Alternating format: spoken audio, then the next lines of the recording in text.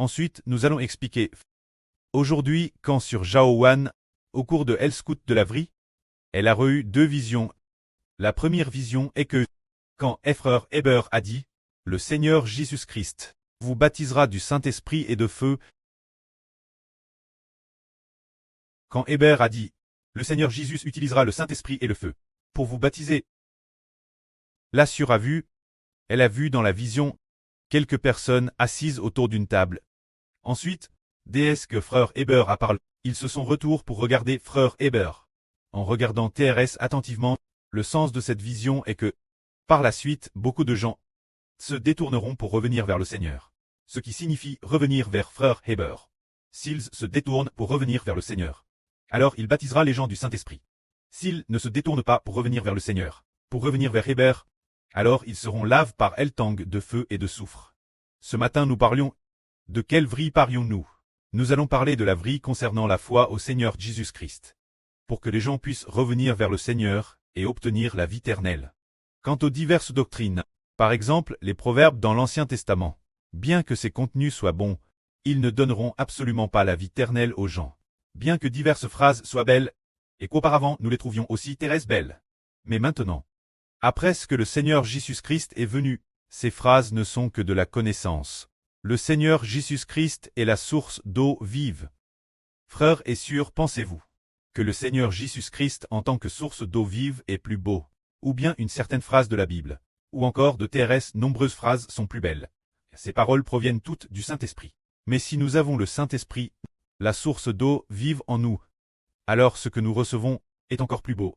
C'est-à-dire qu'en recevant le Seigneur Christ, on a tout reçu. Comme l'a dit l'apôtre Paul, autrefois l'apôtre Paul était un pharisien, possédant beaucoup de connaissances bibliques, possédant de la loi, de TRS nombreuses connaissances. Auparavant Paul considérait que c'était une chose dont il pouvait s'enorgueillir. Mais, cause de Christ, Paul a tout considéré comme une perte. Il considère madame toute chose comme nuisible. Il a madame dit que, bien que la Bible soit révélée par le Saint-Esprit de Dieu, si elle est bien utilisée, c'est certes une bonne chose. Mais si elle est mal utilisée, il est possible empêcher les gens de recevoir la vie. Car ce n'est pas par la Bible qu'on obtient la vie éternelle, mais croire en Jésus-Christ pour obtenir la vie éternelle. Ainsi, nous disons, revenir vers Jésus-Christ. C'est obtenir la vie, la source d'eau vive. Prenons l'exemple de Frère Heber. Il expose la vie sans note. Parlant avec éloquence, est-ce parce que les connaissances bibliques sont abondantes dans son cerveau, ou bien parce que l'Esprit du Seigneur Christ et la source d'eau vive sont en lui? Faire de Xibo un frère qui fait jaillir des fleuves d'eau vive. En parlant sans cesse, parce que l'Esprit du Seigneur Christ est en lui. C'est pourquoi il a la sagesse et la connaissance. Ainsi, nous disons, ceux qui croient au Seigneur Jésus-Christ. Le Seigneur Jésus les baptise du Saint-Esprit. Et l'on pose d'alors cette graisse. Ce don, cette graisse est plus grande que toutes les connaissances. Et ensuite, après, la sœur a eu une autre vision. C'est ce qu'elle a vu. Quand Frère Heber prêchait la vie, elle a vu dans le champ de l'eau jaillir d'elle-même de la digue.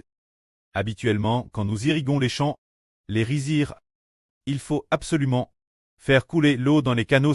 Les canaux servent alors irriguer les jeunes pousses, irriguer les pousses dans le champ, mais la sœur a vu elle-même la digue faire jaillir l'eau d'elle-même. Irriguer les jeunes pousses fait référence à l'intérieur d'une personne. Le champ du cure, parce qu'elle a accepté Frère Heber, a accepté le Seigneur, a accepté Frère Heber, la vie du Saint-Esprit, entre d'elle-même dans les frères et sœurs, pour que l'intérieur des frères et sœurs poste de la vie en soi. On dit que ceux qui croient en Jésus-Christ auront en eux des fleuves d'eau vive. Quand on n'est pas encore, quand on ne croit pas encore pleinement, on a besoin d'irrigation. On a besoin d'irrigation par les canaux. Alors, une fois qu'on croit pleinement, les fleuves d'eau vive, entre deux immeubles depuis l'intérieur de la digue, jaillissent pour irriguer ces pousses de riz. Cela signifie notre acceptation totale. Notre foi totale. Alors, si l'on ne croit pas pleinement, quand on n'a pas pleinement accepté, nous entendons la vie par nos oreilles. Mais en acceptant et en croyant pleinement, c'est dans le cœur, la foi est entre dans le cœur. Alors le Saint-Esprit de vie jaillit directement de notre champ intérieur.